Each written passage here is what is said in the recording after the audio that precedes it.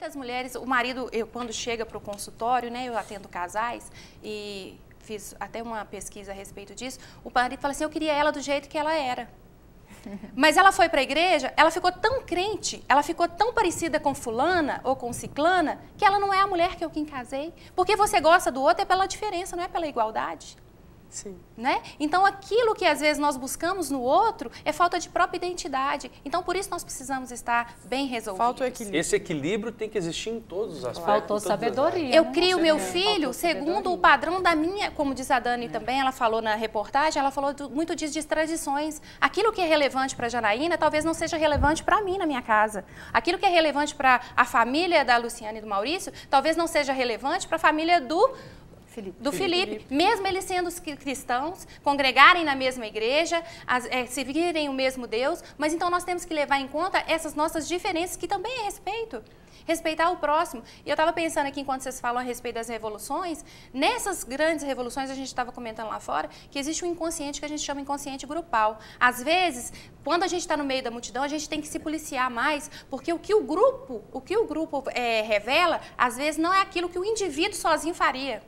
Ele faz o que o grupo ordena. Então, às vezes, um manifestante cristão não teria o desejo de depredar. Mas, como ele está no meio de um grupo, ele vai fazer o que a maioria quer. E lembrando também, inclusive, a gente recebeu muitos elogios por parte da rede social. Tem bastante gente, o Eliomar, o Juliano Santana, o Ellison, a Jéssica Moura, elogiando a Rede Super por ser uma emissora que se posicionou diante das manifestações. E o nosso posicionamento foi qual? Que as manifestações são muito válidas, assim como a Janaína disse, essas revoluções precisam acontecer em função de tantas desordens acumuladas ao longo dos anos, mas que a gente é completamente contra qualquer ato de vandalismo ou violência. Lembrando também que essa violência e esse ato de vandalismo foi por parte de uma minoria mesmo. Se 215 mil pessoas estão lá, pode ser, eu concordo inclusive com a Janaína, que tem muitos ali que não sabem nem para que estão, mas pelo menos não estão trazendo qualquer tipo de violência. Então, mas é uma minoria de, vamos dizer assim, 300, 200 pessoas de 215 mil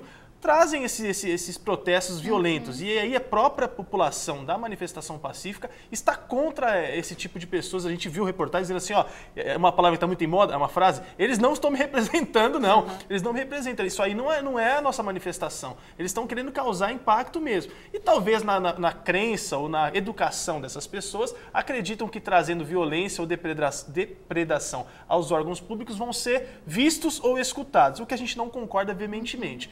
Mas até mesmo trazendo de volta o tema para a manifestação e também para o acordo no lar, vamos dizer assim, a palavra renúncia entra em moda então.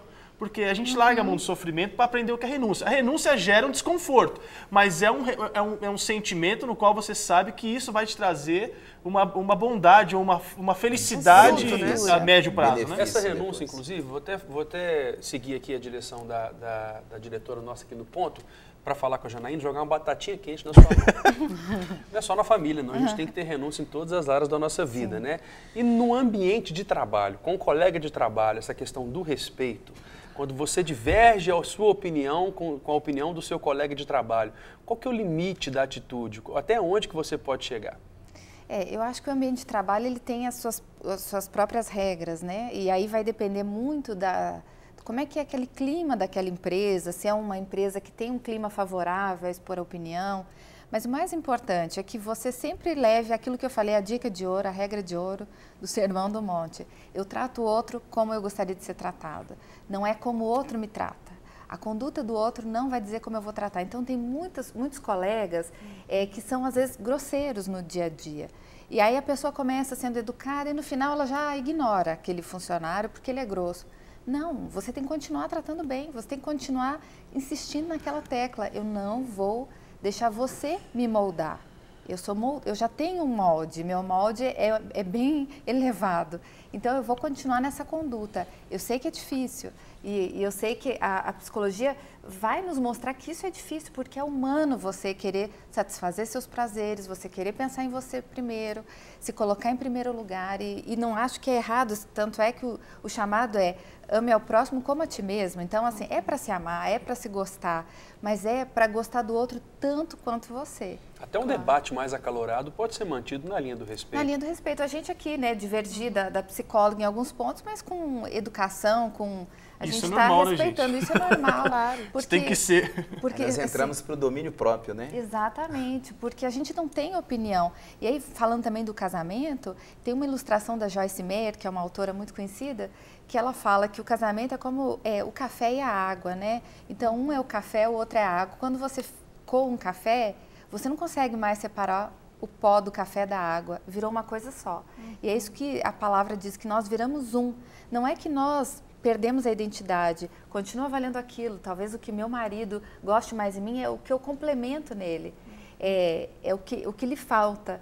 Mas agora nós temos uma unidade.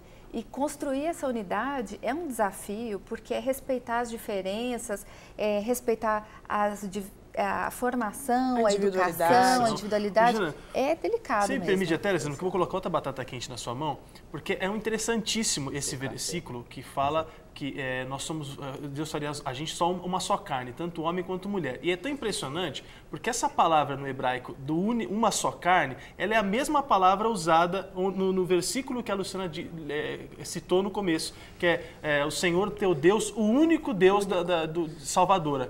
O único seria o único, e na versão é um com mais. Seria o único que é o trino, Deus Pai, Deus Filho, Deus Espírito, e também o único agora na versão mais. É um único como se fosse um cacho de uvas. É um que tem muitos gomos, né? Então seria o homem junto da sua mulher. Legal, temos a unidade, Deus estabelecendo a unidade, até mesmo na palavra dita. Agora, como trabalhar essa unidade respeitando as individualidades dentro de um casamento, com respeito e respeitando a liberdade do outro também? É porque todos os dois chegam com duas malinhas invisíveis. Exato. Casam-se, aí chega lá dentro na hora, né, de compartilhar, a gente vai abrindo as malinhas. E essas malinhas são as nossas referências. Mas nós temos que nos respeitar a partir do momento que eu conheço esse outro também. E você só conhece, que é o que a gente fala, que é o relacionamento. É ali no relacionamento onde você vai aparando as arestas um do outro. Porque é de tanto se relacionar que você vai conhecendo o outro. Claro. Quando você faz um café errado, porque às vezes o gosto dele difere do seu, você vai tentar agradá-lo. Né? Então, você vai tentar recomeçar e fazer de novo. Então, relacionamento é isso, é aparar essas arestas. E, consequentemente, você vai descobrindo qual que é o gosto desse outro. Né? Fazer de 2 um é impossível, né, gente? Só para Deus. Porque como que é possível, humanamente falar, 2 corpos ocuparem o mesmo espaço?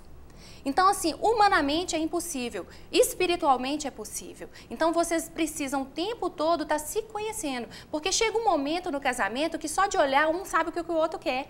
Aí eu acredito que a fórmula virou a mesma. Mesmo assim, eles têm individualidades. Sim. E essas individualidades que eu falei, essas diferenças, é que atraem um ao outro. O cheiro, o gosto. E também essas individualidades pode ser aquilo que também separam os dois. Porque às vezes o jeito que um acorda, como se diz, deixa o outro totalmente desmotivado, né? Mas aí eles vão aprendendo a se respeitar. O tempo todo esse respeito ele precisa existir. Respeitar a si e ao próximo. Sim. E aprender a amar. Amor, ele é uma questão de ação. Escolha, amor né? é contínuo. Todo dia eu escolho amar. Exatamente. Até é interessante quando você fala da questão espiritual, a gente sempre tenta separar o espiritual da ciência. E a Bíblia diz que nós devemos ser seres espirituais. E ser um ser espiritual não significa espiritualizar tudo. Eu até quero que o pastor comente isso. A pessoa que realmente é espiritual, ela sabe discernir aquilo que é espiritual daquilo que é natural. Então, ela sabe separar muito bem isso. Fala para o pessoal de casa, até quem acha, por exemplo, que a pessoa deve viver na igreja, deve ser espiritualizar tudo, mas também aquela pessoa que tem o outro extremo, que tudo é natural. Como encontrar esse equilíbrio, pastor? Aliás, tem até uma frase que a gente costuma ler do Teófilo Hayashi, eu quero que vocês falem isso, um grande abraço ao Teófilo, que ele diz o seguinte: é muito mais fácil a gente dizer que tudo é demônio, porque demônio a gente expulsa e vai embora no nome de Jesus, do que ver o caráter, porque caráter a gente tem que tratar. Então eu queria que vocês falassem um pouquinho sobre isso, junto com o que a Luciana falou. Vou falar primeiro? Que gentil vocês viram. Você viu? Essa questão do espiritual, né? Quando a Alessandra colocou também o natural, o ser natural. E eu estava pensando, antes de você fazer essa pergunta, né, Luciana, eu fiquei pensando, gente, como essa questão do natural com o espiritual. Como somos seres espirituais, aquilo que eu estava pensando, você perguntou. Por quê? Existe entre nós o Espírito Santo. Aquilo que ele fala com você, ele fala comigo. E eu aprendi nesses anos de vida, de caminhada com o Senhor dentro do casamento, que eu preciso perder algumas vezes. Não tem como eu não perder. Não tem como. Nós falamos da renúncia. Impossível um casamento dar certo sem renúncia. Agora, eu tenho que ter fé para poder acreditar que o Senhor vai me honrar. Quando o Senhor fala na sua palavra, a mulher sábia edifica o seu lar. E aquela que não tem juízo, destrói com as próprias mãos. Então, entre o natural e o espiritual, eu tenho que buscar ali a razão, lógico, estar dentro da razão, contudo, buscando o amor, a sabedoria em Cristo Jesus. Senão fica muito fácil, eu não tenho que resolver nada com meu marido, eu só tenho que orar, não, eu tenho que ter atitudes também no dia a dia, cuidar, respeitar, expressar também a minha dor, porque hoje também não se tem tempo mais. Essa questão da internet, né, que fica ali todo mundo com o aparelhinho na mão e não se falam mais, não expressam o que estão sentindo, a dor, e quando resolve expressar o que dói, o que machuca, o que magoa, aí o negócio já está uma bola de neve e não tem como cuidar Perdeu o mais. controle, literalmente. Uma coisa que eu estou pensando é o exemplo. Porque a gente aprende pelo exemplo. Em casa, muitas vezes, quando a gente sai à rua, a gente quer que o nosso filho ele seja o melhor. Mas dentro de casa você é o melhor? Porque é muito fácil você ministrar para casais quando você tem uma vida de aparências, né? Agora, quando você é convidado a viver, Maurício e Luciana sabem quais são as coisas que pegam. Então, quando ele é convidado a viver dentro de casa esse exemplo, isso é que é o difícil. Porque eu preciso ser dentro de casa aquilo que as pessoas vão ver do lado de fora. Do lado de fora. Então, é muito importante a gente ter o exemplo em casa. Os filhos de vocês, com certeza, eles vão levar para o casamento deles aquilo que eles aprenderam agora.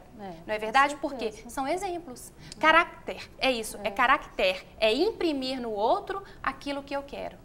A palavra de Deus fala que primeiro nós temos que cuidar de casa para depois nós cuidarmos de fora. Né? Pastor, assim, já fala inclusive do curso do Casados para Cima, que você fala também. Ah, tá. Já junto? Tudo junto? Tá. E já junto. Então, primeiro cuidarmos de casa para depois a gente pouco. cuidar dos de fora. Então eu falo que na casa da gente é uma grande escola. E todo dia nós temos oportunidade de colocarmos em prática algumas coisas na vida da gente. Então chama-se oportunidade. Por exemplo, se você acordou hoje e você não deu bom dia para o seu marido, para o seu cônjuge, ou para os seus filhos, não orou com ele, não vai voltar atrás. Você perdeu uma oportunidade na sua vida. Se você está num trânsito hoje, e às vezes é interessante quando eu estou no trânsito com ela, que a gente deixa alguém passar, gente, a pessoa fica feliz. Vocês não têm noção como que o cara fica. Por quê? Ele não está acostumado com isso. Sim. Ele já está acostumado, já entra para o trânsito, sai de casa já acostumado com a briga. E fala, eu vou brigar hoje, porque o trânsito é assim.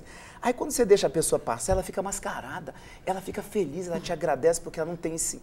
Então na vida da gente são hábitos que você vai criando. Então você começa dentro de casa com os hábitos de respeitar, né? E aí o respeito vai o bom dia, vai tudo. E aí depois, muito facilmente, você consegue colocar isso para fora para as outras pessoas. Mas se você não faz em casa, quando eu vejo alguém brigando... faltando com respeito com alguém, brigando com alguém na rua, alguma coisa, eu falo, esse cara em casa, ele não respeita, ele não faz nada disso em casa. Né? Porque normalmente aquilo que a gente faz em casa, a gente faz fora. Então, se você faz bem em casa o seu papel, com certeza isso vai acontecer Para fazer bem o papel em casa, tem o Casados para Sempre, que a pessoa pode aprender. É verdade, né, tem o Casados para Sempre, um curso muito, né, foi uma bênção para nossas vidas. Esse curso, eu confesso que nos ajudou demais. Né? Às vezes a gente casa, alguns falam assim, mas se eu estiver bem no casamento, não tem problema, você vai melhorar mais ainda. Vai, tem que fazer a o gente curso. já Faz o preventivo, né? Já vimos tantas experiências nesse curso, assim, daquilo que Deus já fez. Eu tenho, inclusive, aqui, pastor, vocês todos receberam, o nosso tempo é curto, infelizmente o programa realmente está acabando, está acreditado. O tempo não é curto, é que o programa é bom. Mas já passou ali o telefone ali de contato com o senhor, o pastor Paulo Sérgio, para quem quer fazer o Casados para Sempre, entre ali em contato com ele. Ou Coloca então Paulo Cruz, que a pessoa me lembra mais... Paulo Cruz pode ser também. Ah, a Silmara Vicentina mandou elogios aqui. Que bom revê-la, Janaína. Você é um diferencial nesse programa. Janaína tá aí. E também Casados para Sempre. É maravilhoso, é bênção na IEQ, Igreja Evangélica Quadrangular de Nazaré. Também mandando um abraço para vocês. E assim, tem muita gente colocando perguntas, muita gente sugestões, perguntando na visão da psicologia também para a doutora Alessandra, mas infelizmente o nosso tempo realmente é curto. E para você que quer saber mais sobre qualquer um desses assuntos aqui, está passando aí embaixo do vídeo todos os contatos, tanto da Janaína, os pastores, Alessandra, você poder entrar em contato com eles e elucidar as suas dúvidas.